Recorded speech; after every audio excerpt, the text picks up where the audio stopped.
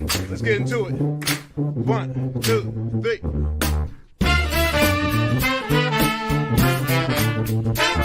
Let's get some more. Have your hands. Some more. Just give some more.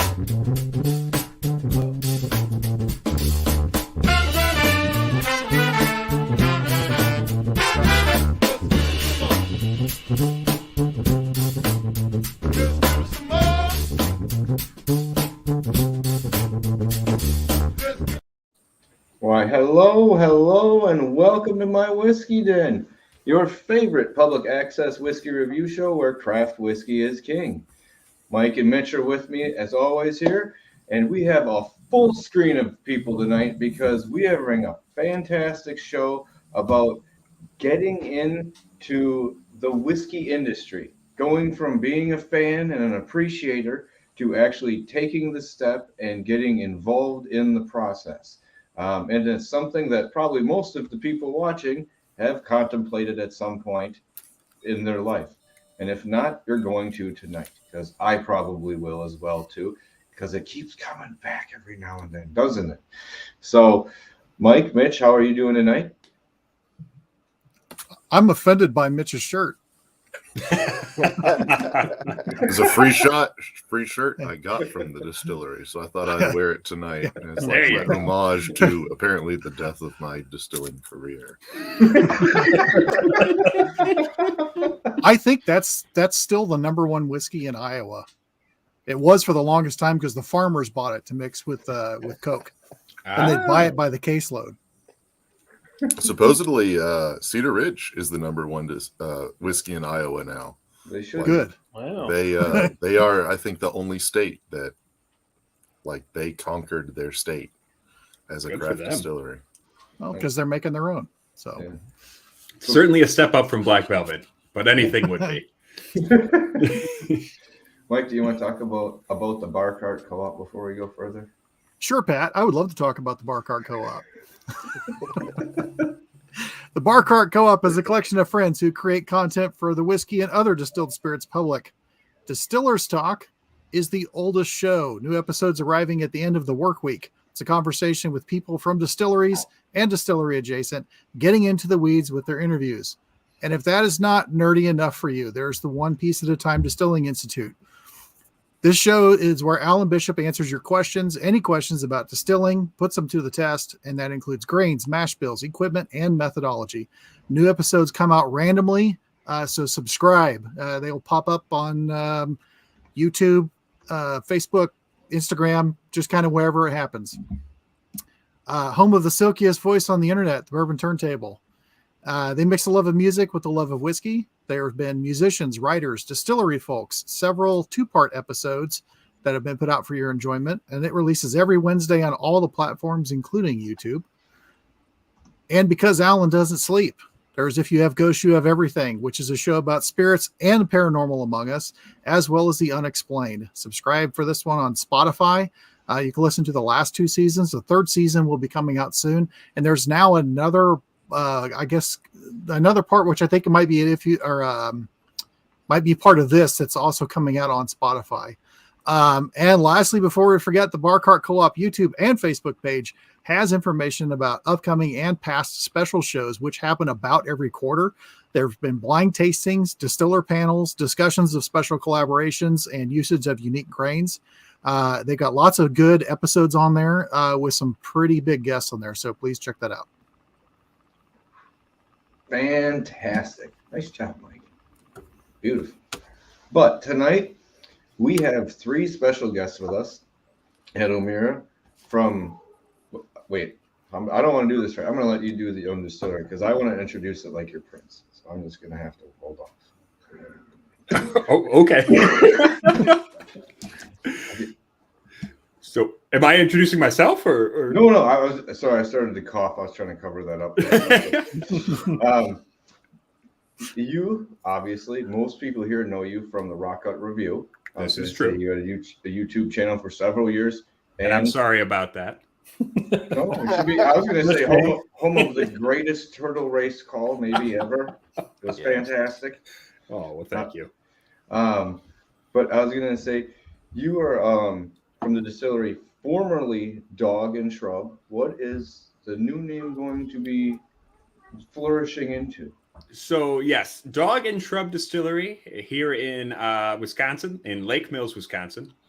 We are under new ownership. The distillery got sold, so we are now changing our name to Salty Dog Distillery.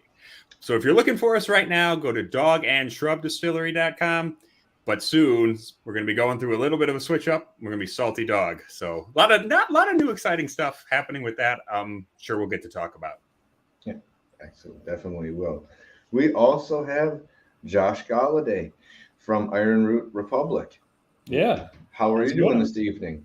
I'm doing fantastic. It's good to see you guys. It's been quite a while for some of you, although seen some of you kind of recently, semi-recently. People travel through your distillery, I assume. Yeah. We have a cast of characters that wanders through from time to time. And Ben, who was from our show, and then he left to go take up a real job of distilling at Kentucky Artisan. How the hell have you been, sir? Busy.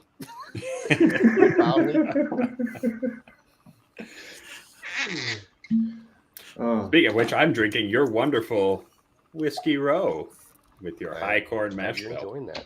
Yeah. I'm a It's fan of become a that. regular sipper for me as well. So It's an excellent entry whiskey for people who haven't had any before. I think it's a nice first door step from that one. But thank you all for joining us tonight because I wanted to talk about people who went from being whiskey fans or whiskey appreciators to actually a job in the industry. I thought we would each since as a group, we all know of the Whiskey Tribe, and I figured that once that kind of kicked off and most of us got a handle from that, I want to say we got a push, but definitely like a boost of an enthusiasm from it, and probably more. But I wanted to kind of talk about what was your interest in whiskey or spirits before that time frame. Ben, do you want to start? Just because you're on the show, we'll let you we'll kick you off again. Just because you haven't been here in a while. I mean, I had a long-standing passion or interest in whiskey kind of before that whole time period, but it was mostly just exploring it on my own.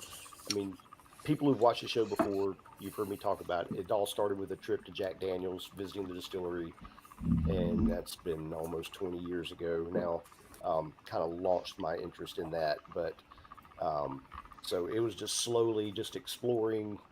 Started with Scotch, got into bourbon, got into rye, into Irish a little bit, Japanese, and then discovered the whole Whiskey Tribe.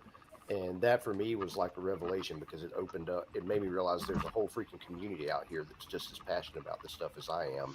And through that, really got to connect with all of you guys. And that for me is where I if I trace it back, I start kind of like that's really what led me down this whole path to where I am now. But,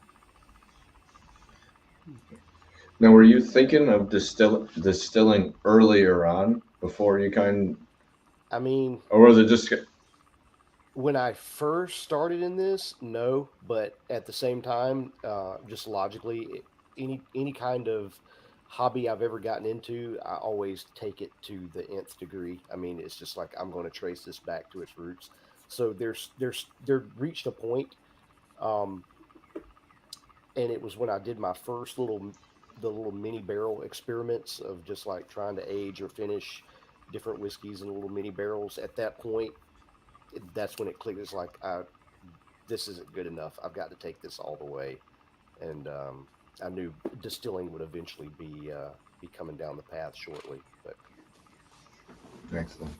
Now, since Gretchen was saying that Ed's and you know what, and Mitch, it got Mitch, and I had to admit I kind of thought about it as well too just now about like where has good cheese curds. Oh yeah. But we'll slide over to Ed next. Where was your focus on spirits before you kind of got to the Whiskey Tribe or kind of got that like I don't know. Yeah. You know, Closure? I guess, you know, it really started for me. My interest in whiskey really, it started for me in college. You know, and at the time, you know, I mean, I went to Madison, which is a party school. And so everybody's drinking pretty much all the time. But I was also kind of a pretentious, you know, jagoff, which I still am. But, you know, I was reading a lot of Hemingway. I was wearing a lot of sweaters. You know, and so I was like, all right, I'm going to start trying to drink some good stuff. But I couldn't afford the good stuff. So what I would do instead was I drink Clan McGregor and watch Ralphie on YouTube. That's how that got started. That's how I started getting into like learning about whiskey, finding out about that. I would find out about all the good stuff he was drinking while I was drinking my Clan McGregor and my Old Thompson and all that. I did have a pipe, but I'm asthmatic, so I didn't smoke it. That's even worse. I know, right? Yeah, I was such a little douche, but yeah, no. So that's how it got. That's how it got started. And then, you know, after college, you know, I was still, you know, I still liked whiskey, but it certainly wasn't, you know, the first thing I was thinking about job wise. And, you know, I was working in social work, and eventually I did, you know, what really brought me back into whiskey, I did, you know, was discovering the Whiskey Tribe and the YouTube community. And really there was that big boom of, I feel like everyone just was suddenly, you know, I was just like, oh my gosh, everyone's drinking whiskey. Everyone's talking about whiskey. Everyone wants to know about whiskey. And that got me really excited again and got me really interested. You know, so then doing the YouTube stuff, which, you know, the YouTubery, you know, was kind of a hobby that went along while I was doing the social work for my regular day job. And I realized, well, I kind of just want to do this all the time. You know, like I social work was all well and good, but I was like, man, I really love learning and about booze and doing stuff with booze. Let's see if we can't make that a job. And so I took kind of a circuitous route. You know, first I was moonlighting at a liquor store while I was working in social work. Then the pandemic hit. That was a whole thing. I got into distribution. And then finally I got very, very lucky, and got kind of just had a guardian angel who asked me to help them with some work they're doing down in Texas on a distillery, just helping them, you know, come up with a plan and come up with, you know, here's what you could do. Here's what I would think, blah, blah, blah. And from that was kind of my entryway into doing this proper. You know, I was lucky enough to, from that, get into the distillery here in Wisconsin. And now I am the distiller type guy for Dog and Shrub. Very, very cool. Yeah. And Josh? Yeah. Well, I'm going to say, when I first met you, you were I'm going to say to a lot of people in the tribes, and I want to know what happened before that, you were kind of like the Texas brand ambassador for whiskey at that point. Yeah. You were the guy who knew everything, and not just Balcones. Yeah. Just a lot about Balcones. Just a lot about Balcones. Oh man, he's bringing it back. But you and Gretchen were an excellent ambassador for Texas and the whiskey coming from there. So before that, what was your interest into whiskey? Because I feel like that kind of just flourished and went further from that point on. So how much were you interested in whiskey or spirits earlier in your life? So, I mean, I think there's a lot of right place at the right time in my sort of story, I think. Just some great circumstances and awesome people that met along the way. But before the whole Texas whiskey scene really started to take off in a substantial way, I was just into like the craft beer scene and a little bit of home brewing, and knew a bunch of guys that did that, and dabbled in it myself for years. And so we'd go around to all the breweries. And there was a ton around Austin where we used to live, and eventually I started to see, well, there's little distilleries popping up around where all these breweries are. Let's go in and check that out too. Because I mean, I'd had various bourbons and some scotch and peated scotch and things like that, but hadn't really gotten into it until I had that experience of visiting a distillery and spending time with the people there and learning more about how whiskey is made and spirits in general. So it was just, it happened to be like right about that time that I was in Austin, interested in sort of the drinks, area, if you will. And then also the whole Wizard Academy whiskey tribe thing started to really take off and explode right where I happened to be. Right. So that drove a lot of interest. It opened up a lot of opportunities to meet people, spend time with people, go places, do things. And so, yeah, I just kind of like took off from there. I got really, really interested in and kind of away from the beer side of things and got really more interested in the spirits world more and more. And one thing led to another. And eventually we met the Licorice family, who owns Iron Root, of course, and got to be friends with all those guys. And so for several years while I was doing my old job, where I was doing luxury AV and home automation systems and things like that, I would spend nights, weekends, holidays, take vacation and come up here to Denison and help out at the distillery. Just any event I could work, any, liquor store I could go and do a tasting at in some sort of spare time here and there. And eventually the need grew and the distillery started to grow and gain more notoriety and all that good stuff. And then it became a conversation about, switching careers entirely. And I'd already been working for Iron Root, kind of, dabbling here and there for about almost 4 years before it became kind of a real opportunity, and we're starting to expand and grow in a big way. So that's kind of what got to me to where I am. It's really just a lot of right place, right time, happening to be in sort of the epicenter of this big interest in the distilled spirits, especially the craft spirits industry. All kind of seemed to gravitate around Austin and Wizard Academy and stuff like that as being one of the epicenters of that, and just happened to be right there when it was all happening. No, and that's excellent, because that's sometimes it is right place, right time for everything, but I think you also have to be the right person in that time. Yeah, and as it's being mentioned, I see Bourbon Turntable and my wife in there mentioning the ginger likeness to the Iron. the secret brother. It doesn't hurt, and it still happens to this day all the time. All the time, people come into the distillery or out at events and stuff like that, and just think I'm Robert. Occasionally, they think I'm Jonathan. It's usually Robert, though. You could be like that other brother they didn't know about. Like, I did an event last week at a clay shoot charity thing. This guy comes right up to me right at the start, and he's like, "Hey, man, you're one of the Licorice brothers." I'm like, here we go. I'm not, but thank you so much. So that's actually a question I was going to ask you, Josh. So because Iron Root, they expanded and they recently got another distiller. So as a ginger, were you offended by that? No. So our most recent distiller, Emma, is awesome. I've known Emma for several years now, and she's fantastic. One of my favorite people. She's hilarious and love having her around. And also there's Alex, who's been working. He came down. He's actually the Licorice Brothers' cousin. He's been working and kind of learning distilling and doing distilling now underneath Jonathan. And then we have a part-time guy who's kind of helping on the production side and is really sort of a maintenance specialist, fixes all the equipment. He's crazy with how he can take things apart and put them back together and make them work again, Jeffrey. So actually, even beyond the one distiller, we've got a team of 4 on the production side now between Jonathan and the 3 folks working underneath him, which is really just since January.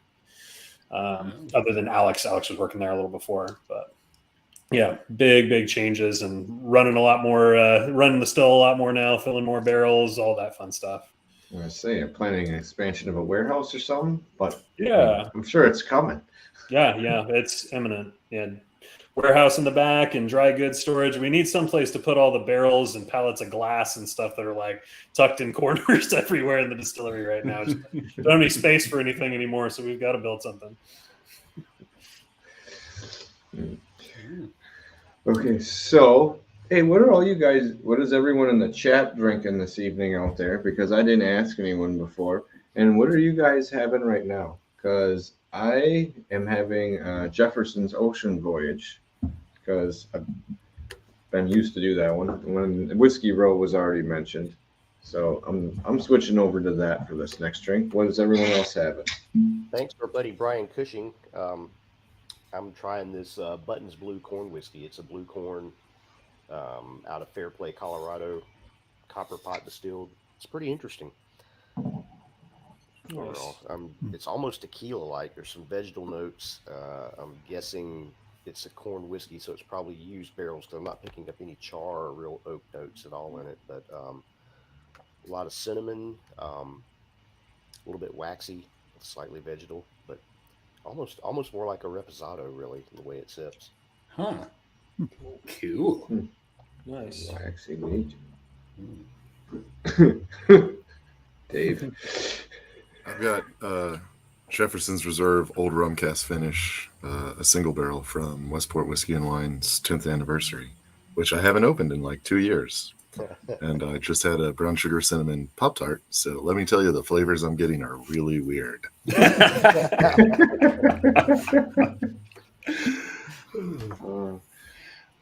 Well, I went from the Whiskey Row over to a little Iron Root, and this is actually the from the barrel pick that a bunch of the whiskey tubers did. Nice. A couple years back. I have been very, very, very slowly working through this. So yeah. No, I don't want it to end. I don't want it to go away. So yeah. But yeah, man, you guys make such cool stuff. I gotta say, this is such good stuff. It's so flavorful. It's so woody, but without being ridiculously chewy tannic. It's just so good, man. Yeah, thank you, man. I appreciate that. I've got started a little lighter. It's our Saints Alley line of bourbon. That's a blend of ours plus some MGP high rye bourbon. This guy's finished in Armagnac and Pinot de Charente casks, which you don't want to know how many times per week I have to explain what that means. A Pinot what? I don't know what it is, but I know it sounds impressive. It sounds so fancy, man. Sounds French. Yeah, it is. Okay, so once you kind of got to the point where you knew you wanted to go into the distilling or jump further into the field for Josh, what were some of your first steps to kind of break yourself in? Now we've had several distillers on here that may have mentioned they put a pressure cooker lid through a roof or destroyed a stove from time to time. What were some of your steps to kind of work your way into the field? We'll start with Ed and we'll work our way around. Sure. Yeah. So the funny thing for me was I feel like pretty much every distiller has, done some sort of moonshining. But the thing for me was that Erica was very, very against that. She was like, if you ever get audited or you ever get arrested by the ATF, I will leave you. I will not stick around through your prison sentence. I will not be there. If you start distilling in our house and you go to jail, that's it. You're done. So I was like, all right, I guess I'm going to have to find a way to do this legally, which meant I gotta go find a job. But, and I guess that's the thing was that, in Wisconsin, there's a healthy amount of distilleries. We're up to like 36-ish now, I think. 37, yeah. Yeah, and just near our distillery in Lake Mills, I think we're up to like 6 or 7 just in that immediate area now. Mm-hmm. But the thing was, especially I was trying to make a career jump right in the middle of the pandemic, so that was just bad timing on my part. Like I was working, I had been doing the moonlighting in the liquor store. And so right when the pandemic was hitting was when I was like, okay, now I want to make this jump. Oh, wait, nobody's hiring. We're all stuck inside for a long time. which kind of ended up working out though, because it gave me the chance. First, once the pandemic started lifting, I got a job in distribution. So between working in distribution and working at the liquor store, I've worked in all 3 tiers in Wisconsin, which is kind of nice. It's kind of nice. I think that's one thing coming into the distillery was like, yeah, I kind of got to see the inner workings of each part of the process. So it took a while to get to where I wanted to be. But now that I'm here, it's like, yeah, I can kind of help out a little bit with the marketing. I can kind of help out with a little bit about figuring out the distribution stuff. I kind of know what liquor stores expect when they're looking at your stuff. So, now I'm focusing on production, but, seeing as we're a very small company, it ends up working out pretty well because, we all have to wear a lot of different hats. We've got like three full-time employees, including the owner. So we all kind of got to be doing a little bit of everything. So it ended up working out pretty well. Excellent. With your job at the distributor, well, yeah. I should say the distributor and the liquor store. Yeah. Did that jade you at all, or make you see things that you didn't want to see? Not so much with the liquor store, I will say, and there's some shady stuff with liquor stores and whiskey. We all know this, how some things are run. But I was lucky enough to work with a family shop where people were good folk. People were on the up and up. No one was like hiding a bunch of bottles to sell on the secondary to some guy who pulls up in and takes cases away, nothing like that. So, from that perspective, I really enjoyed my time at the liquor store. Distribution, though, I was doing the merchandising thing. That made me, and I shouldn't say, I don't know how different companies are, and this was also during the pandemic, so I don't want to make too many of a blanket statements. Mm-hmm. But that said, working in distribution was miserable. That was pretty miserable, I will say. Because, and it, like I say, it was during the pandemic, so we were really short-staffed. I was running around all of Milwaukee County and beyond, just trying to get product on shelves. And, I was working for one of the really big distributors. So the problem there is that with that kind of distribution, it's really not about the product so much. Because, I was working for a distributor who's got Tito's and Brown-Forman products, amongst others. So that's not really stuff you got to talk and sell up and get people to buy into. That's just stuff you got to put on the shelf. That's, you're just putting up stacks of Tito's, you're putting up stacks of Jack Daniels.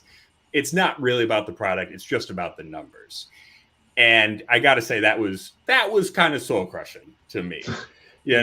Especially because nothing against the people who do distribution at that scale, because, a lot of good people, but the skill set you got to do to be selling at that scale it's not really about the whiskey. You don't really need to know about the product. You need to know how to sell and you need to know how to move cases, but it's not really about what's in those cases. So it's very much a commodity kind of job, which was not where I wanted to be with it. I wanted to be talking about the booze. I wanted to be engaged with the booze. I wanted to know everything about it, talk about the mash bill, talk about this, talk about that, talk about the other thing. Most of the people I was working with didn't know or didn't care to know, because all they care about, is moving the product. And there's nothing wrong with that. It just wasn't for me. Oh, that's fair. Yeah. I was gonna say, I'm like, since you were in every part of the 3-tier system, was there any day that you hated yourself? I have to say, yeah. The distribution side of things. I've said pretty heinous things about the 3-tier system and distribution in general.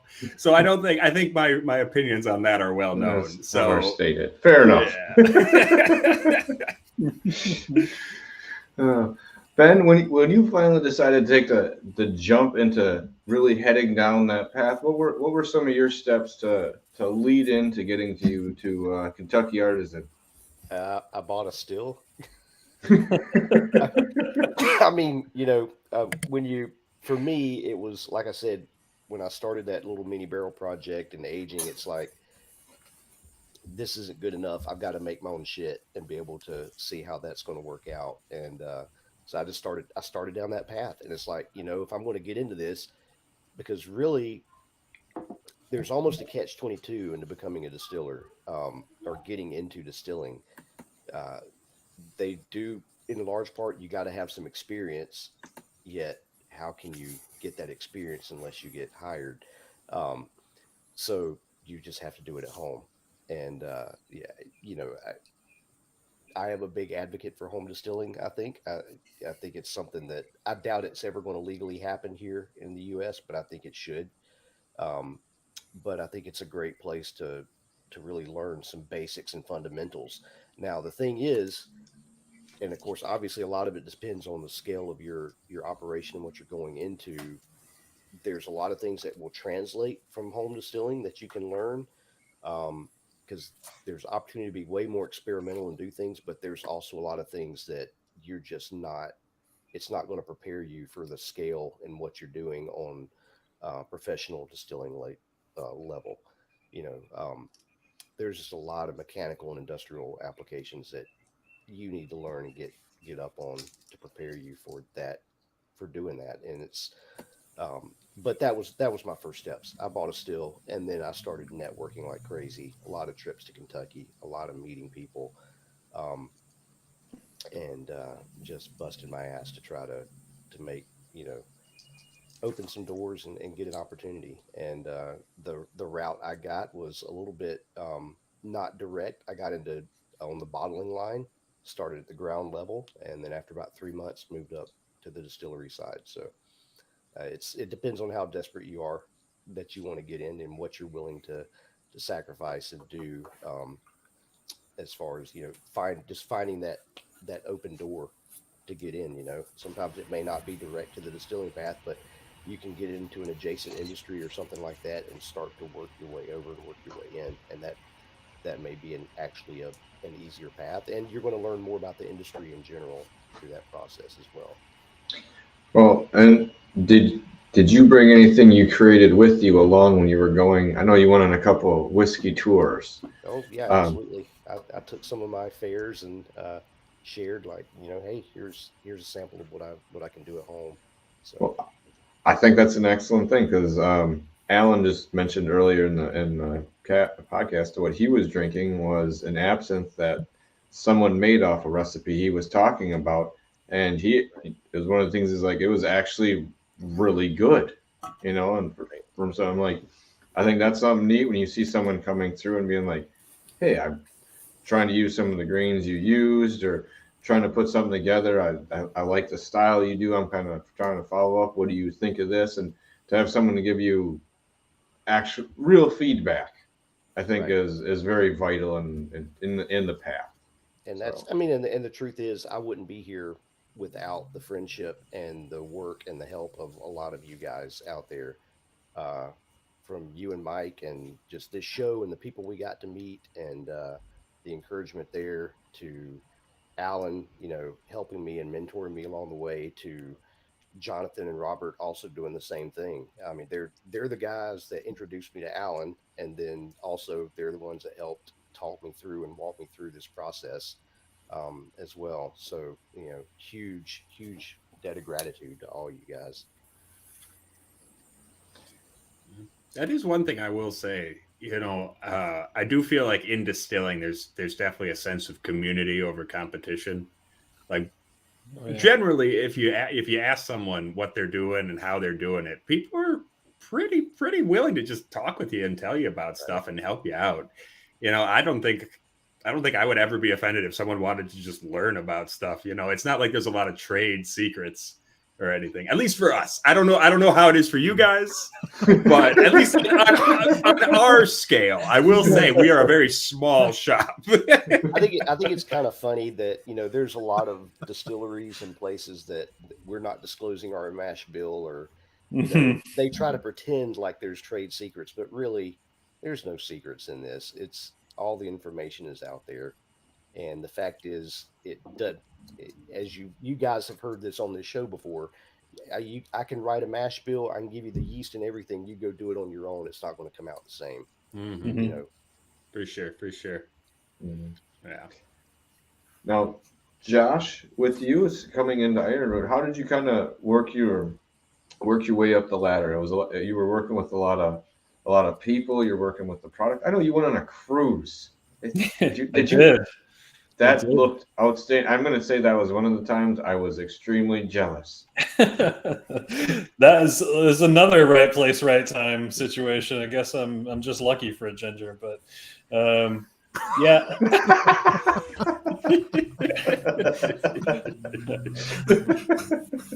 Yeah, you know, I think a lot of it was just there's a lot to just showing up and continuing to show up.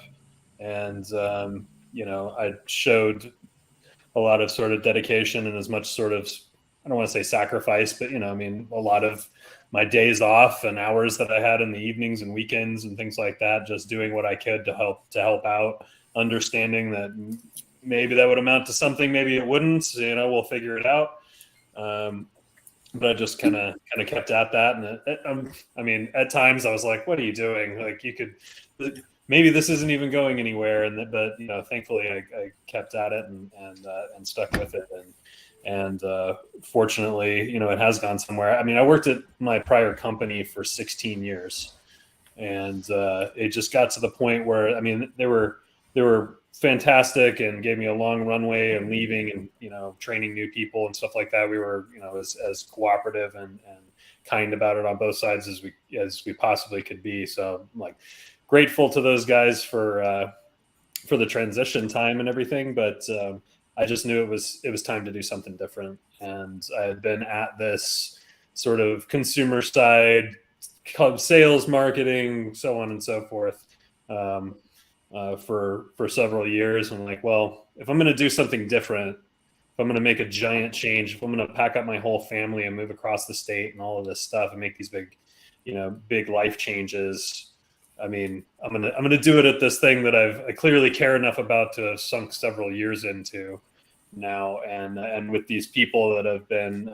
so fantastic to me the whole time, you know, I know that kind of no matter what, they're there to take care of me and everybody else at the distillery. And so it's partially sort of a love of the spirits world and whiskey itself and all that. But I'm not so sure that it would have worked out the same if I had just sought out what distillery had an opening. You know what I mean? In my case, it was just this kind of natural fit of people that I had a great relationship with for years and years, right? Mm-hmm. So just so happens to go down the path where we were able to make it work out once everything started to kind of come together and grow. And so yeah, it's you asked about the cruise though as well. That was a friend of mine that I knew via Wizard Academy, or that I know via Wizard Academy. She had done this, it's kind of a music festival on a cruise ship thing where Joe Bonamassa and a bunch of blues artists like go out on the cruise ship and do a multi-day music festival. And as part of that, like they do a charity for children's music education, whiskey tasting. And this friend of mine, Susan Pritchard, had done it in years past, and she couldn't make it that year. So she gave me a call and said, I know somebody else who likes whiskey and guitars and shit like that. So here's the deal. Would you be interested? All you have to do is get a couple of cases of whiskey donated to it and then stand in front of 100-ish people and give a guided tasting for an hour. And the rest of the cruise is free. Nice. I said, I'm sorry, where do I sign for that? I'll buy the cases. It's fine. Yeah, no big deal. And I mean, that's another great example. I wasn't actually properly fully working for the distillery at that point, but I called Robert and talked to Jonathan and Marcia and said, here's what it is. Obviously I want to go do it for just the experience of the thing, but also, I'll go and do the work as well and represent you well. And so we, they were on board with it, thankfully, and said, yeah, let's just make it happen. Even to the point of we did a little tiny special blend just for the artists lounge. So like the artists could go and have their own little special blend of Harbinger that was only available on that cruise ship. So that was pretty cool. Yeah. So they were even more on board with the whole concept than I thought they would be. It was an easy sell, and that was a fantastic experience. My wife and I got to go down to do the cruise ship thing, pop off in Jamaica for a couple hours, get back on the ship, and come back. Oh, nice. I was jealous. It looked like a cool gig. I couldn't turn that down. I was like, oh my God. Yeah, it was lots of fun. And I've never stood in front of that many people before and done a guided tasting thing for that long either, for an hour's worth, and it went great. It was a lot of fun. So okay, I have a question for all of, well, the three of you. I don't care about the rest of us. When you starting this job that you took on, did you find yourself, one, how did your drinking habits change? And do you find yourself drinking less for enjoyment? I would say probably, yeah. I mean, it sort of depends. There's times where there's more activity on that sensory side of the distillery than others. Some weeks are a little more heavy on tasting and stuff like that. And of course you're tasting a lot of barrels and things and spitting the whole time, because there's not a chance you could go through 40 barrels and still be all right. But even with that, you're kind of whiskeyed out by the end of the day, or at least by the end of the week. And so it's a little bit less for me anyway. During those times, there's not like, oh yeah, let's go out to happy hour after work. Like, no, I'm okay. I'm good. And I think in just being around it and talking about it and stuff all the time, it's not that it hasn't completely lost all the magic and I'm all jaded now or whatever, but your relationship with it changes, I think, and you start to view it more differently. And for me now, rather than somebody bringing a bottle or me finding a bottle somewhere and going, oh my God, I found this thing, or I got to try this thing. It's a lot more enjoyable for me to share our whiskey with other people and have them experience it for the first time and watch them like be interested and enjoy it, and maybe taste something like they've never tasted before. And that's a lot more enjoyable for me than actually tasting myself these days, if that makes sense. Yep. Mm-hmm. Yeah, I would definitely echo a lot of what Josh said. I mean, for me, I've maybe bought 2 bottles of whiskey all of this year, I think. Right. I'm still sipping on a lot of the collection that I built up over years. I don't have that collecting and wanting to try everything new that comes out mentality anymore. But I think a big part of that is, like Josh said, you're dealing with it so much during the day. I mean, I'm usually sampling off the column still by 6:45 in the morning. Right. And, you're doing that all throughout the day. And then as our sensory lead, I'm evaluating age, spirit, and stuff we're putting in production all, just about every single day. So I get to experience a lot of that with work. So when I come home or on the weekend, where used to before, I would sit down and pour something into a Glencairn and spend an hour breaking it down and evaluating that. I'm doing that at work every day. So when I come home, I just want to have a glass of wine, maybe 2 with dinner or something like that. On the weekend, we go out. Generally, I get a cocktail. I may get an old fashioned, or I'm drinking tequila or mezcal or something like that. I kind of steer clear of the whiskey and bourbon, in at least in large part the way I used to, because again, I experience so much of it during the week at work. It's kind of, I get my fill of it, if you will. it's not that I've lost my passion necessarily for it, but it's just my approach to it is very different. And one of the interesting side effects I think of my job with my palate, um, and I believe it's honestly from being around barrels all day, every day, and filling barrels all the time. When I used to not taste it on this level, but now when I sip a bourbon or a scotch or whiskey, one of the first things I taste is char and oak. And I can sit there and tell you, okay, this is probably a char 3 or this is a char 4, etc. Because that's what I'm now. I think it's just because I'm around it so much now. It's, man, I can just pick up on it like that in anything I taste. And it's become one of the first things I evaluate is, how much can I taste the char or the smokiness or the oak in this. Yeah, I think both of you said it very well, because I know my drinking on my own time has definitely dropped off precipitously, just in general. And I think it's a little different for me because the scale that I'm working at, I'm not tasting 40 barrels in a day. We might have 40 barrels in the whole rick house, a little bit different that way. So it's not so much a sensory overload for me. It's more that I guess it's part of it is that I'm just kind of, I've been concentrating so hard on what we're making.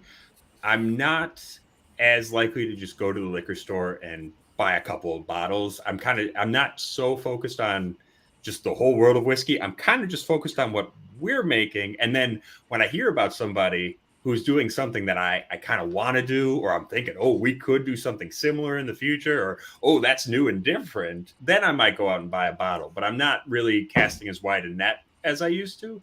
And I guess the other thing I have been thinking about now that I'm on the production side is that I have been a little bit more cautious with my drinking, just because I do think it's like being on the production side has made me think more about alcohol as a drug. Alcohol, I mean, it's a psychoactive poison. That's what we make and sell. It's a great psychoactive poison. It's awesome. Yeah. But also, I think we do have to treat it with a little bit of discretion, and that's something I've thought a lot about now that I'm on the production side. So, I have been, since I am drinking as part of my job, I've tried to be a little bit more discreet with my drinking, day to day. That makes sense. The turntable says I'm bringing down the room. So, well, with you guys, and I know, I mean, not all three of you are distilling, but being there at the distillery, has it changed how you've looked at some other whiskeys, though? Things that you liked before? Like either you're like, there's no way I'm touching that. As in, like, I'm not going to get near it as far as quality or something, or maybe you've looked at a whiskey where you're like, I've always liked that, but I think we can do better than that. Yeah, definitely for me. I mean, one of the coolest things about the folks that are the biggest evangelists and supporters and stuff is they're always bringing up whatever new bottle they got, whatever it is that they're excited about, want everybody to try, want your opinion on it, stuff like that. Especially for Jonathan, being the head distiller, that they want him to try, everything and get his thoughts on it. And so you end up trying a lot of stuff, both in that context, and then you're always like, as a point of comparison, like, how does this stack up against us? Does it have any similarities to what we're doing? And then you get a little bit more, I don't know, analytical about it, or maybe pick things apart a little more, in terms of how does that stack up to what you're making, and is it worse, is it better, whatever. So that's definitely something that I find is your relationship with it is definitely changed when you're thinking about it from such a critical sort of standpoint, right? I agree with that as well. And it's, there's a lot of things that I used to like that now I've gone back and tried and I'm not as big of a fan of anymore. Mm-hmm. And some of that is palate change, and some of that is just learning to evaluate spirits because typically what you guys do in this arena and what we do like this, it's very objective. You know, our palates are all objective to a degree, but there is also a very subjective side to evaluating spirits, and that's typically looking at it from the standpoint of, is it clean? Are there faults? Is this tainted with geosmin or TCA? Is there too much diacetyl or things like that? So that's kind of where I'm geared to now, is evaluating on those merits. Because I can sit there and go, well, per my palate, this isn't really my thing. I may not like it, but I can see where this is going to sell to the general public, and it's fine. It's perfectly great. This is what the broad mass people are going to like. May not be my flavor preferences exactly, but it's a well-crafted, well-done spirit. Whereas you try something else and you're going, holy crap, I can't take another sip of it. It's tainted with geosmin. It's really bad. Couple examples of that. Kings County Distilling, I recently had a single barrel of theirs, took 2 sips and I couldn't have another. It was, you know, it could be just that particular barrel. Had a real strong geosmin taint to it, and I've become fairly sensitive to that now, and it's just, I get about first sip and I know something's wrong. Second sip, I can come back to it and I'm just, you know, like, can't do it. And then just from a palate standpoint, like you guys know, when I was on the show, Catoctin Creek was one of my favorite ryes. Discovering them was fantastic, and I finished off the bottle of theirs a while back. So that was like one of the 2 bottles I bought this year. Was I went and picked up another bottle of Catoctin Creek, their barrel strength rye, and I poured a glass, took all of 1 sip of it, and was just like, this tastes like, you know, 5-gallon barrel size type. It just, that young barrel, over oaked, over char kind of thing. It was just all just overwhelming my senses, and it was all I could taste. Whereas before it was like, man, I could taste all these different things going on, and now it's like, that's all I taste is just the char, and it to me tasted like a spirit that's been aged in a small barrel, and I was like, I can't do that. It just doesn't appeal to me. So being here and evaluating in certain things, it has changed the way I approach and the way I enjoy what I enjoy and what I appreciate in spirits as well. So I certainly think, you know, making my own stuff has, I guess if anything, it's moderated my tastes a little bit. You know, I'm a man of, I've always been a man of extremes, especially when it comes to rye whiskey. You know, you know, and that's the thing. Like, so actually, this is an example of that. So we released this Dog and Shrub, the cast strength rye. This was my one, like, I want to release a cast strength super young rye. This is one's going to be for me, right? Like, I'm going to release the most rye, kick your teeth in rye I can. And I did that. And then I was like, okay, now I got to start moderating a little bit and trying to like make things less pokey, less painfully, you know, out there, because we do have to, you know, you do want to sell. You don't want to necessarily, I guess, for lack of a better word, you don't want to just destroy. You don't want to just completely do away with your own taste, but you do want to, you know, moderate them to the degree that you know, the wider audience will enjoy it. So, you know, that has also, because I'm bringing that mindset to it, I think that's also kind of made me think about other whiskeys in a different way, you know, where I'm like, okay, yeah, this is not exactly what I would like, because it's not as extreme rye or as extreme smoke. But when I'm thinking about, okay, this is what, you know, the general public coming to this, you know, a range of different tastes and what they're interested in, you know, I can be like, yeah, okay, yeah, I see why this is cool, why people would like this, why people would want this, why, you know, it has opened up it's opened me up to other whiskeys more so than my own little corner that I so love. It's kind of been like, okay, let's expand that a little bit, get into some other flavors and understand why people are fucking with this, you know? Mm-hmm. So, yeah. Okay, go along with that, and you don't have to mention anything, because what, and if you do, that's fine. That's on you. But is there a whiskey or one that was a favorite that you're afraid to try again because of what you've been doing for a living? Are you afraid of ruining an experience on a whiskey? Ooh. I don't know that I'm necessarily afraid of ruining an experience, but I won't name any names, but there are definitely some out there that I used to be a lot more enamored with 5, 8 years ago, whatever, and used to really think were a favorite, let's say. And these days I just can't. It's not my thing, or it's either a palate change, like Ben was saying. It's I may have changed in my preferences, but also at the same time you learn a lot about those things, like what small barrels taste like, and things like that. So and I'm not saying that can't be done well for what it is. I've had some where I'm like, okay, for this category, like this is done nicely, but there's certain things where it's one of those, like, once you taste it and you recognize it, you can't untaste it. And so then you start picking up on certain things where you're like, oh man, that's not nearly as good as I thought it was. But 5 years ago, when I didn't have as much experience, or I was maybe a little bit more ignorant to the inner workings of things at that time.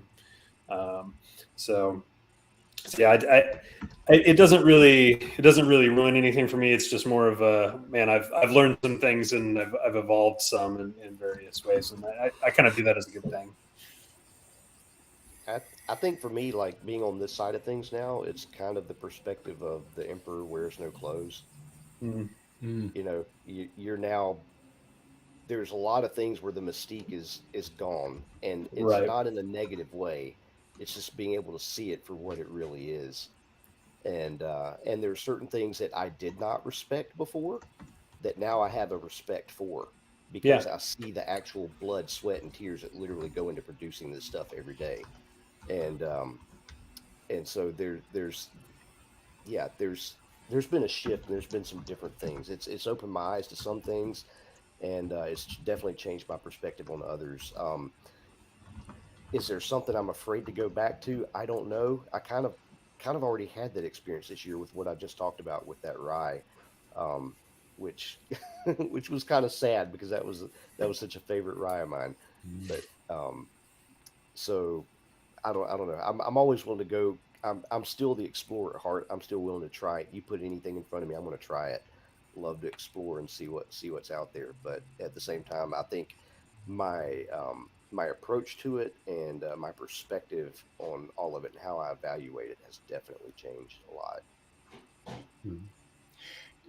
For me, you guys know how much just absolute, like, bottom shelf Drek I would drink. So it's like, I don't know if anything, it's actually made me less critical of that stuff, simply because, like, I think I have a better appreciation of even like Black Velvet, for example, which I think is not very good. Personally, I have said some very offensive things about Black Velvet in my time, but nonetheless, like, I think working on my own stuff has made me like, oh, even for a mass-produced blended whiskey, this huge brand, where they're clearly trying to just make it just to get folk drunk, but nonetheless, I understand better how much work goes into it now. Like, I can appreciate it on that level, even if I don't like it.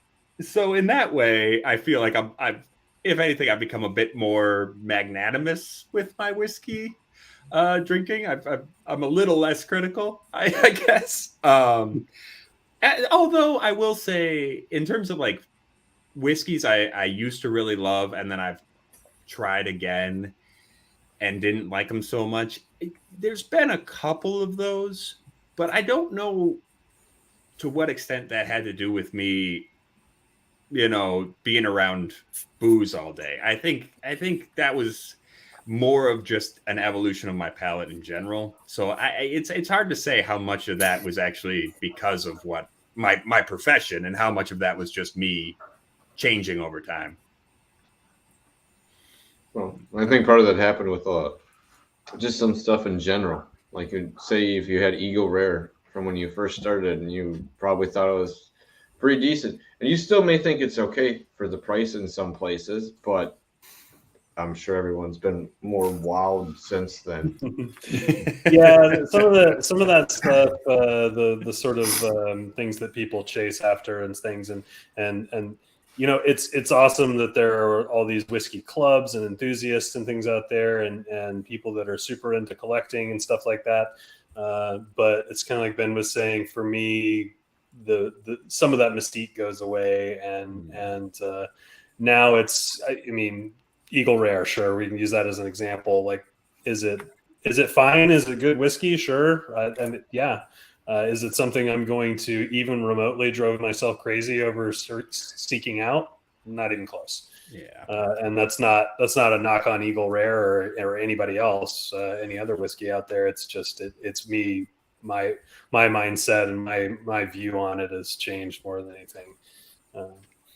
I agree with that. I think the biggest thing that I was never too much of one for hunting the exclusive bourbons, but I still had a lot of excitement for some of those. Mm-hmm. And I think that is something that has definitely died down. For me personally, I'm like, yeah, I understand that people are excited about them, and that's awesome. I really don't have any interest. It seems like there's so many other cool things out there right now. People are doing weird and cool stuff that you don't really hunting for these particular bottles seems like a waste of time. Yeah. For me. So, yeah. Mike, for those in the chat, I do not hate Elijah Craig Barrel Proof. You said it on the air. I didn't say I hate it. You shit all over Elijah Craig Barrel Proof. There's nothing to be ashamed of. I don't know if that's quite the phrasing I said. I said, I don't know if I need to see 99 reviews of the same whiskey. You shit on it to Lisa Wicker. I didn't shit on it. She was there, but I didn't own shit up on to the it. whiskey. It's okay. I'll own up to all this shit I said about Garrison's. Garrison's can kiss my ass. Oh, man. I got misquoted in an article. I don't even remember. It was some food article that I was talking. I think I was talking about a Garrison single barrel that turned, and I said something like it tasted like yew bark, and someone quoted me as saying that the entire Garrison line tasted like that. And I was like, oh no, out of context. So I will say something real quick about stuff like that. Like, if you're going to say it on YouTube or the internet, keep in mind you might work for some of these people. One day. So you gotta put a little tag down there, personal opinions only, not representative of any employment or anything I've ever worked for or with, blah blah blah, all that fun stuff. That was a fun conversation to have. I'm speaking from experience. I might have been like, "Whoops, I'm sorry. Here's my resignation." Well, I'll see myself out. I would say, if someone comes and for example, if they try this rye and they want to make a YouTube video and say how much they hate it and how terrible it is and how shit it is, I would love that, because I would love to know how to improve. Like for me, if you can tell me what's wrong with this whiskey, you should come work with me. You should come work with me and tell me how to make it better. That's my thing. I feel like I would rather I feel like sometimes when I give people some of this, they're like, oh yeah, it's pretty good, blah, blah, blah. I want people to criticize this stuff because, and obviously it's probably different when you're working at a different scale and you've got a lot of investment, but I would prefer people tell me why they don't like my shit. I want to hear it, because otherwise I'm never going to make better shit, Yeah. But Ed, what if you were an international recording artist and some YouTube guy shit on one of your whiskeys? And then would it be appropriate for you to stalk that person and create false accounts on Total Wine to give 5-star reviews. Yeah. I will not comment on the morality or ethics of that particular situation. Yeah, and then get asked by Fred Minnick to play at his festival. But hey, you know what? Whatever happens. I bear no grudges. You I grudge bear no grudges. bears. I don't know why y'all are so forgiving. Like, use that spite and hate to fuel your, progress.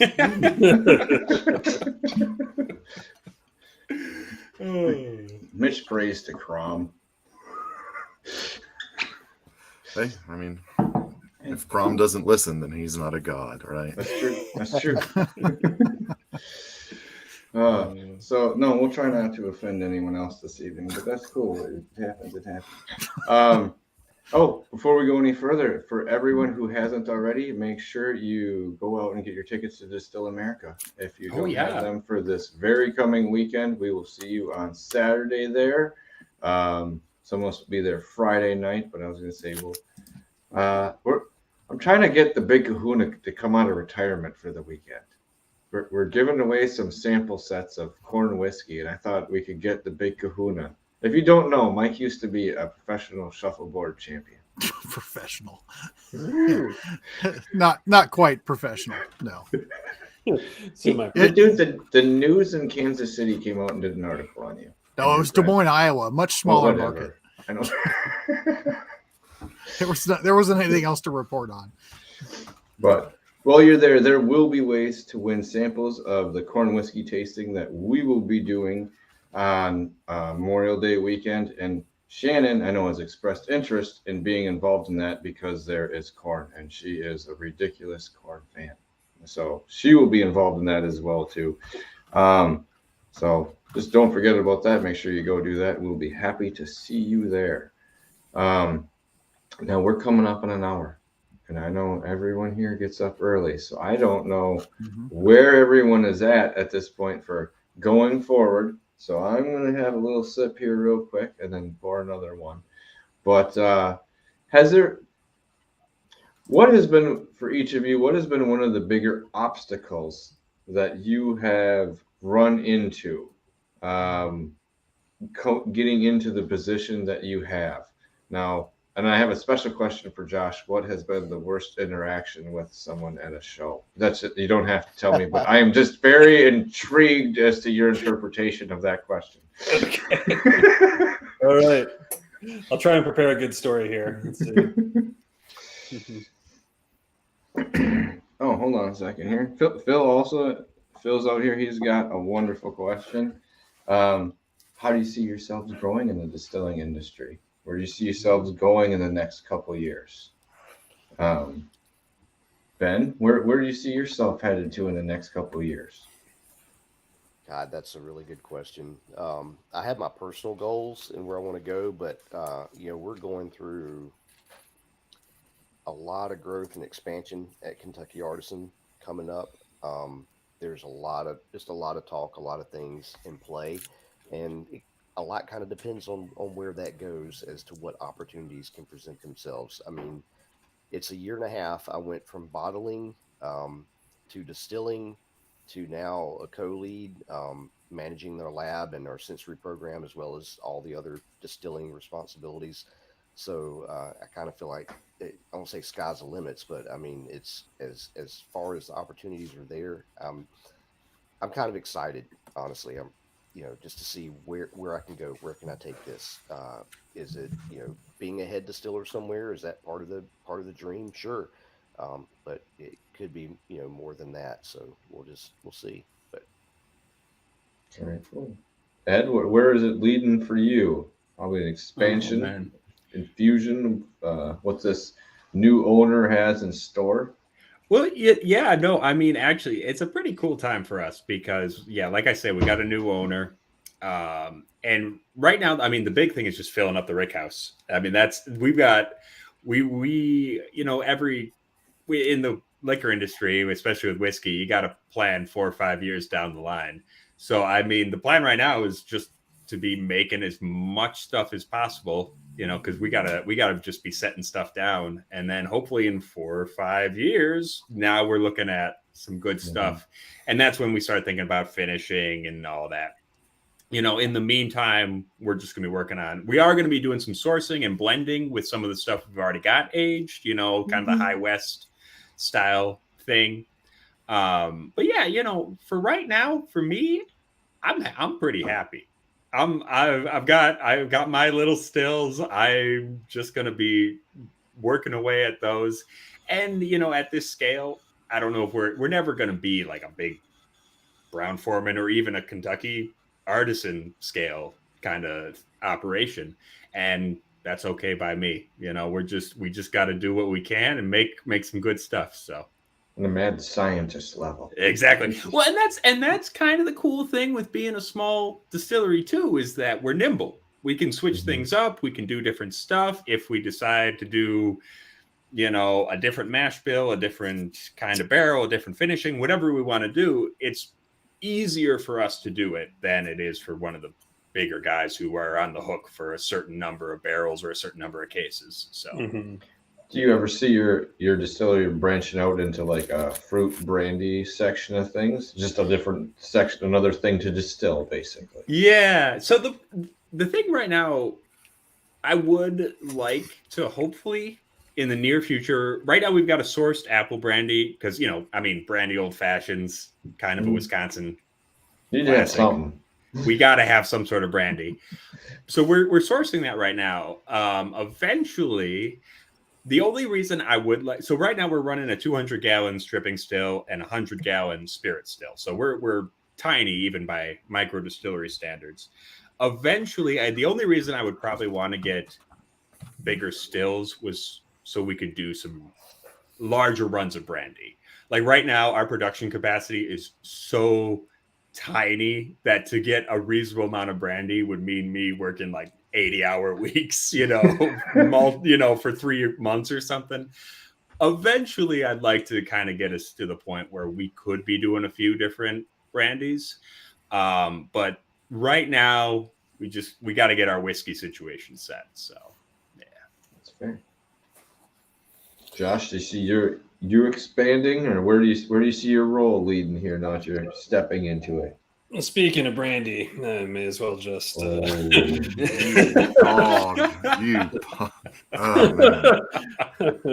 Yeah, just go ahead and pour some of ours. No, I think you know.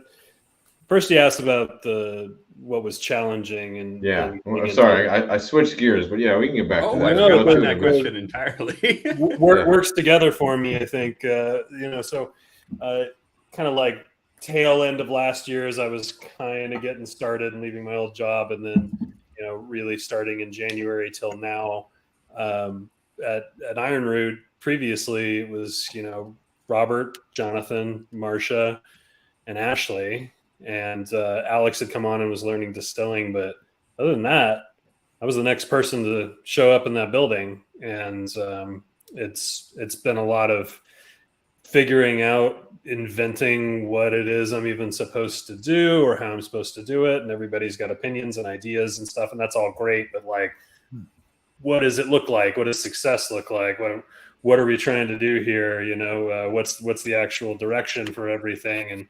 And so that's been both an exciting, interesting conversation and development. We're doing all sorts of interesting, crazy things, I think. But you know, as that progresses and takes shape, and we really have an idea of where we want to go with the sales and marketing, and that's really starting to come together now a little bit more, that we've been a few months in, and really putting some thought and effort into it. Between that and the physical expansion of the facility and the expansion of the production staff, which means more whiskey, before too long to sell, and all these things that we have going on are going to require a ton of work and a lot of things to learn and do. So really the challenge has been figuring out how to even do my job right. Like what am I supposed to be doing here, and how am I supposed to be doing it, to now all right, we've got some real direction, and all of these possibilities are starting to open up, and lots and lots and lots of work to do. I'm sure it's going to be a lot of long weeks and things like that, but also a lot of excitement and a lot of directions things could go in. I mean, could eventually be in charge of sales and marketing, or perhaps I could, there's a different position that opens up a little more on the production side in some capacity. It's really kind of a choose your own adventure, I think, at this point, as we really start expanding and growing the team and having more product to work with. It's exciting for me. Kind of my favorite part of anything that I do. Sometimes I'm kind of the weirdo in the corner typing away on his laptop all day, nose stuck in the screen, but going out and either helping customers in the tasting room and doing tastings and things with them, or going and doing events or whiskey festivals and stuff like that, and interacting with people and doing what's kind of the sales thing, but it just feels a lot more like you're sharing stuff with friends,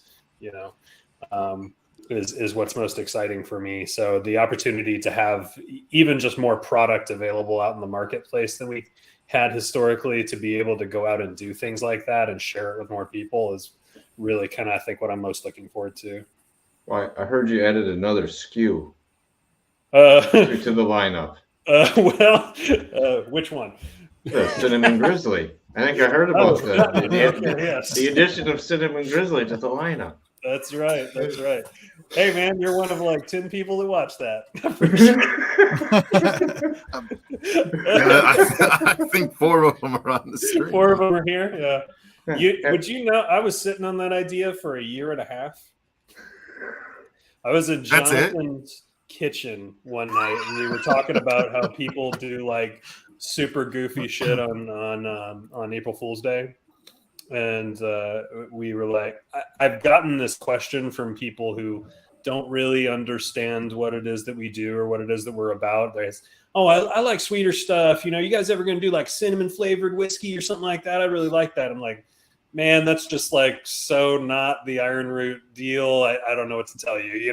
That's not going to happen. But we said, what if we did it as a April Fool's joke, and I dressed up like an idiot in a bear costume? And then it evolved to like Jonathan had the idea of putting gummy bears in the bottle, and then those didn't fit. Too big for the bottle. It was fun marketing. I'm really hoping to see that at some point when I go there. I mean, honestly, I was kind of pumped. I was like, sweet, maybe they'll have like a $20 entry bottle for like Iron Root, because they'll just source it. Yeah. Throw cinnamon sticks in it. We did have a handful of people like asking their friends, or like calling one of the licorice family and saying, y'all okay up there? You guys lost your damn minds? Like, cinnamon whiskey? Oh, it's April 1st. Never mind.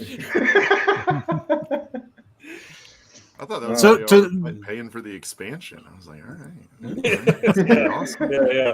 It's a lot to import. We got to import the cinnamon from Vietnam, man. It's very particular cinnamon varietal. So to piggyback on that question, at what point will each of you think that you have made it in distilling? Oh, fella, I've made it, man. Are you kidding? No, I don't mean that. I don't mean that to sound like blasé or anything. I just mean like, dude, I don't much care about money or quantity. My thing, I'm just happy to be making booze, man. Like, seriously. I mean, if you ask Erica, she says I would have gone full monk a long time ago, just taking a pot still up into the mountains and started making stuff on my own. So, like, dude, the fact that I get paid to do this, dude, it's awesome, man. That's amazing. Hell yeah. Hey, Ben, you're still muted, man. I don't know if we're supposed to hear that or not. There we go. It's been a long time since I've handled this stuff. But that's what she said. Yeah.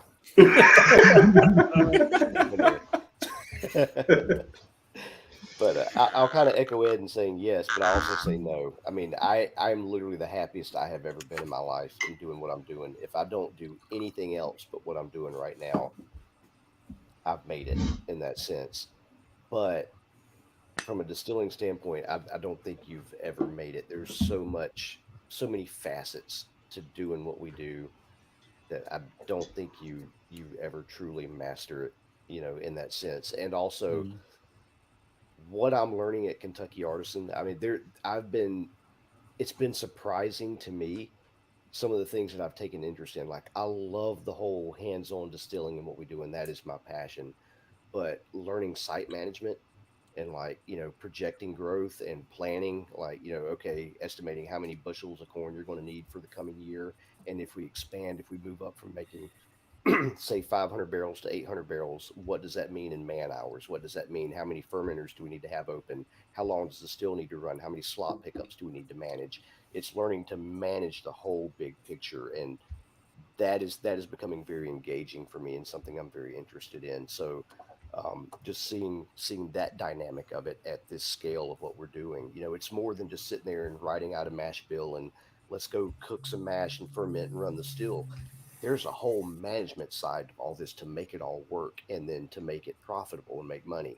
And so there's the kind of the business and the management aspects of it that I'm finding very interesting and really enjoying learning and challenging as well as just still learning the whole distilling side and, becoming more and more competent with that. So it's a never ending thing, really. But so yes, I've already made it, and no, I haven't made it yet.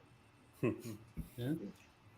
It's interesting. You're talking about the managing of scaling up and the facilities management and all that stuff.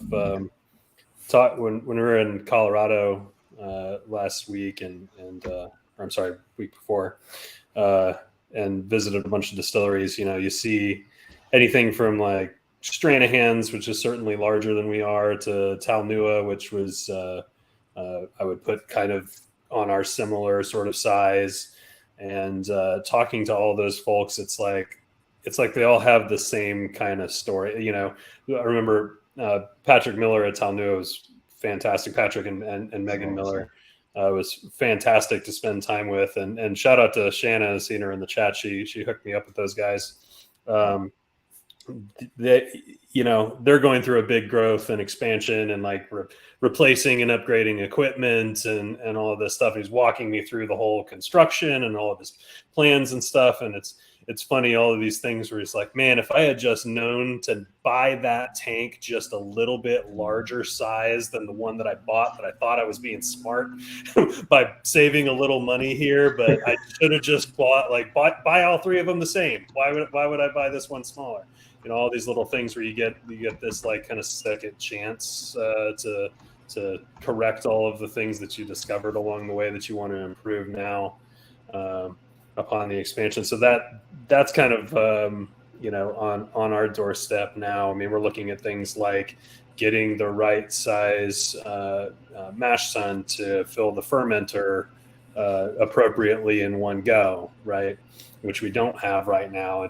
There's all these little things, like if you had to do it over again, well, now you have a chance to do some of it over again and use all those lessons from the last 8.5 years that Iron Root's been around and say, okay, let's do it, right this time, using all that we know now that we wish we knew then. So that stuff's all kind of interesting to me as well. Going forward, above and beyond the sales and marketing stuff, like what does it mean to take a distillery, from here to here, to the next level of growth? What does that look like, and how do you manage it, and how many people do you need, and what sort of sales can you project, and all these things is all really interesting. And how do you pick what states you go to? I find that interesting. Like, I mean, you can kind of pick where you're. I would say with your notoriety, every state wants your bottle on the shelves. I would assume so. So I think just picking the states you would go to in and of itself is interesting. Yeah, for sure. There's certain markets, because I mean, outside of Texas, we're in Total Wine, and so like some, we go and visit those guys and kind of tour the stores in some of the major areas and some of the kind of major cities and stuff like that, and visit with the employees and things. So we have an idea of like who knows about us, who's engaged and interested, how's it been selling, all these kinds of things. So we got some of that information to work off of now, but at the same time, our main focus, at least for the foreseeable future, is also still going to be our backyard, right? Because right now, like it's tough to get Iron Root in Austin at times because of how it disappears off the shelf versus, I'd love to be in Canada. I'd love to be in Europe, et cetera, do all kinds of things. That would be amazing. But at the same time, we have to focus on what's right in front of us for the time being, I think. You got to hold it down at home for sure. Yeah, absolutely. I will say, okay, I know I was being all hippy dippy happy a second ago, but I will say the one thing I will say, Josh made me think of, like in terms of like things when you go back and you look at things you could have done better, there certainly are some things I would love to expand upon with our distillery. Now I'm happy personally, but like when it comes to the distillery, like I don't know if anyone's thinking of opening a distillery, but if you do, for example, get a mash tun, like a dedicated mash tun. Don't do your mashing in a stripping still because it will just completely fuck up your workflow. Like that's just a tip. That's a tip from me because that's what I'm dealing with right now.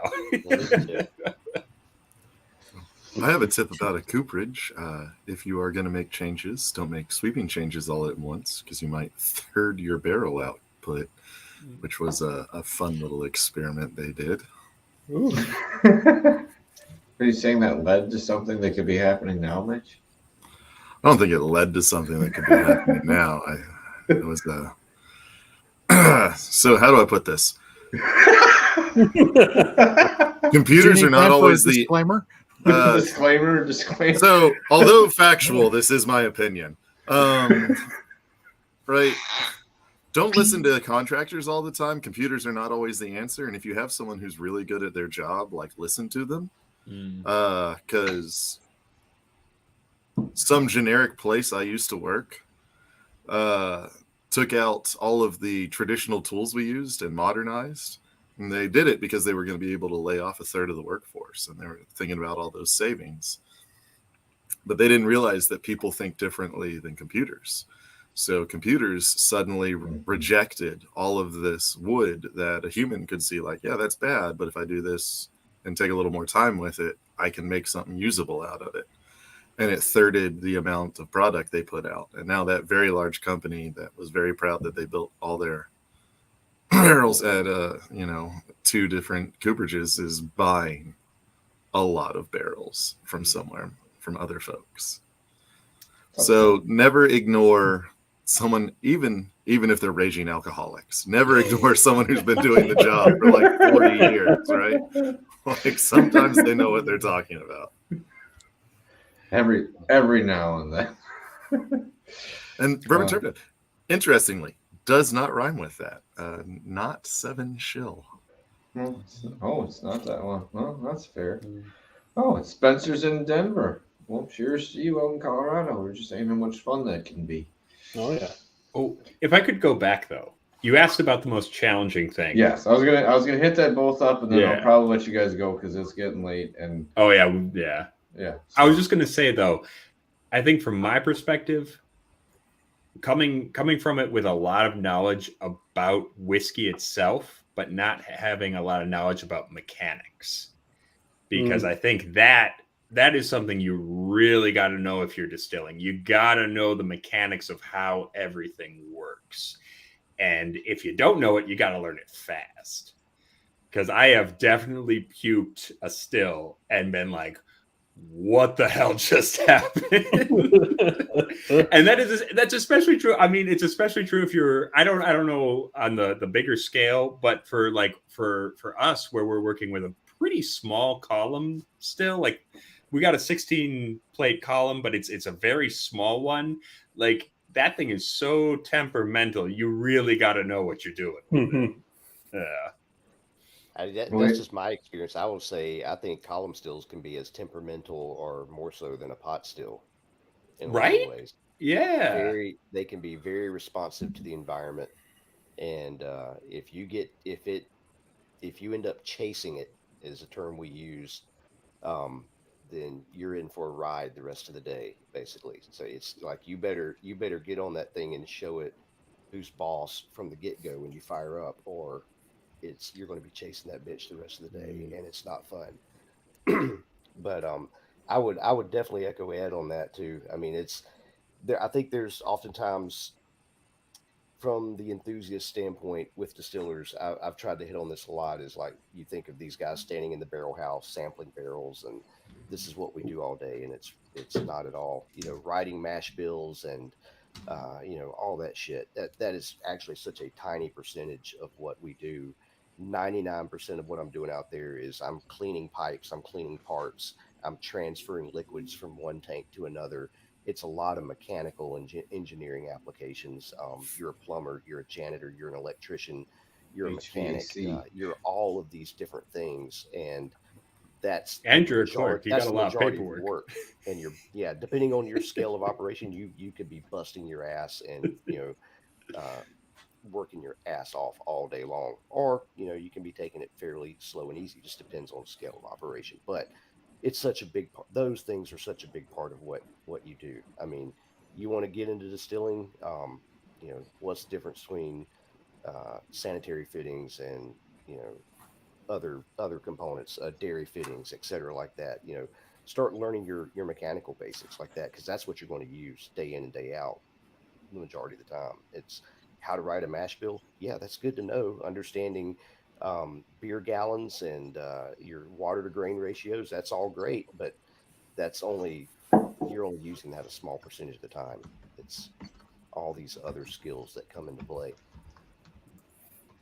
Absolutely. I think you'll especially appreciate this, man. That it was a while ago. I think it was maybe my first month, and I understood it was a whole lot more about ladders and pumps and hoses and valves and all kinds of shit like that than the romantic side that I think a lot of folks think about. But it was like Jonathan's up on a ladder with this heavy pot of whatever. He's like lugging stuff up and down, and I was like, "Hey man, you need any help with anything?" And he just looks down the ladder at me and goes, "Man, everybody wants to be a distiller, and so it's time to do distiller shit." Right. Yeah, I gotta say, like a good 35% of my day is just cleaning schmuck off of stuff. Right. When the slop, the trash pump goes down right in the middle of loading up the truck, and you've got to break it down, and there's already pressure built up, and there's no way to let it off, and you're about to just get smothered in hot, steamy slop from the still, but you got to do it anyway, and that's within the first 30 minutes of your day. So that's the shit distillers do, man. Yeah. That's what it is. Yeah, no, it definitely seems from. Oh, come on. We had nothing to do with that. I apologize. This camera has some sort of function that I have not figured out yet, where it does not want to be on after like an hour and a half. Mm-hmm. But yeah, no, I feel like when you first start out, you're like, oh yeah, I'm gonna be tasting barrels in the rick house all day. And no, you're gonna be up to your ass in hot stillage, trying to figure out what dough ball is blocking up the line in your fucking pump. Or you've got your second truckload of, at least in our case, your second truckload of barrels came in. So you're unloading a tractor trailer truck that stacked 3 barrels high front to back and getting those into the warehouse as quick as you can. And it's mostly done by hand. So yeah, I was gonna say, I'm gonna guess that when it's stacked 3 high, there's about 4 inches between that and the ceiling. when you're If trying that. to forklift it out. Yeah. I hate No, there's no people. forklifting out because Oh, it's not on no. pallets. Yeah. As the guy who's loaded that before, Right. forklifts are a pipe dream, sir. Right. No, you start pulling some down from the top, you get room to where then you can climb up onto the barrels and you start pulling more down, and it just becomes this daisy chain of handing them down. And you're manhandling up 250 to 280, 290 barrels in a truck, I think, something like that. And then, we've had as many as 3 come in a day, and eat your Wheaties, boys. How often do you get a shitty barrel or something like that, where you get something that's just We horrific? We went through that all of the second half of last year. We were coopering pretty much everything that came in to fill, because for whatever reason they came in really dry, and they were leaking like sieves, and so we were having to cooper and steam just about every single barrel. And so we're filling, basically figure every other day we were doing about 44, 48 barrels, something like that. So it's every day. It was a continuous process for about 4 or 5 months. Ouch. We were having to recooper all the barrels, and that I've still got tendonitis in my elbows from swinging hammers so much last year. So Coopering's something you learn, like, about what is it, the conservation of momentum or whatever. When you swing that hammer swings back at you, Yes, even though it's like a 5-pound sledge. Like, you'll be like, oh, no problem. Think, what the? And then you're just like, oh my god. Or when you've got that coopering tool on the ring of the barrel and it hits. And Oh yeah, that's easy. Swings down into your shin. Oh. It's a good time. So when we made them, we had real thick metal hoops on them when they were just being, charred before we put the actual ones on. And they just straight up give you an 8-foot iron bar to pop them off with, because they're like, yeah, you want this is about 50 pounds. You need that much weight on there. And you'd be like, this is the dumb. And then you use it and you're like, oh no, this is so much better than a 5-pound hammer. Thank you, actually. Oh, well, Sorry. No, you're all good. I'd love to keep you guys on longer, but it's getting pretty late. And I know you all have stuff to do, and I appreciate you all coming on and taking time out of your personal lives, the after work time, because that does matter. So I want to thank each and every one of you for coming on this evening. We really appreciate it here. Yeah, for sure. It's good to see every one of you, man. It's been a little while. So it's good to see all Really, of you. yes. Yeah, for sure. It's very And you No, know this what? was really nice. And Thanks for having us on. We kept our shirts on and everything. Well, I mean, we can change that if you really want. I mean, you insulted mine enough. I thought about taking it off. It was brought up that if you said Balcones, the shirts were coming off. Oh, was it? Was it? Is the black velvet coming off and you putting on the Canadian Miss shirt there, Mitch? There you go. I don't know if I have a Canadian Miss shirt, but I have enough Canadian Miss bottles I can cover the important bits. How dare you, sir? How dare you? But like I said, I appreciate you each for coming on and talking about how you got from where you were to where you are, because I find that type of dedication really exciting and the unique part of the whiskey industry for me, because there's so many fans, YouTubers like us. Not many people have actually been in the industry or worked at a distillery, and there's a distinct difference. It's for the wedding, man. A distinct difference from being a fan versus knowing the ins and outs on a daily basis, just like what you guys were talking about, things puking, like Josh was talking about, dealing with certain individuals and how to relay everything to a room of like 100 people and hold people's attention that whole time. That is what's really interesting to me from this side of it, and I don't think enough people take appreciation of people who made that journey. I think almost there's people on our side that get too much fame for just existing, and we don't exist unless there's people like you doing the work. So seeing the progression of people get there is exciting. So cheers to all of you. Oh, well, cheers. Cheers, man. I guess my big thought is and I don't know how you guys can disagree or disagree with me, but my big thought of like, if you want to get into distilling, find a shitty job in the industry and do it with all your heart until you get to where you want to be. I feel like that's kind of how it is. You know, you kind of have to earn it. Mhm. Yep. Yeah. I very much agree. Excellent. So So go earn it, people, if you have that type of dedication. Get into it. So, but thank you guys for being here. Like I said, remember, Distill America is coming up this weekend. If you don't have the tickets, go out and buy them because the standard tickets are still available.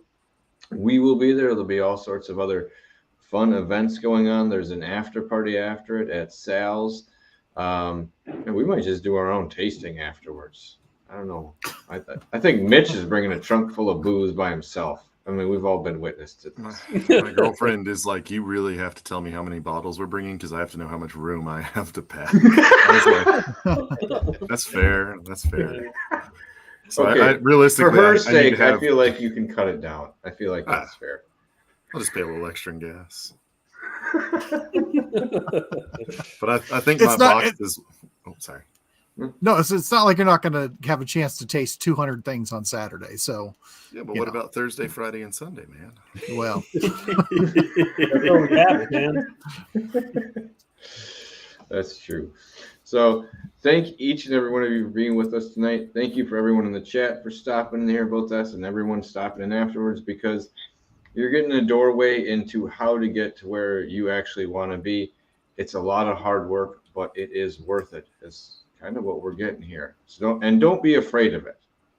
So yeah, all right. for sure. So it's not the love of whiskey that, what is it? It's not the size of the den that matters. We're changing the end. That thing is changing next week. Fuck that. It's been around too long. It's getting changed. So it's not the size of the den that matters. It's the love of whiskey. Cheers, everyone out there. Cheers. cheers.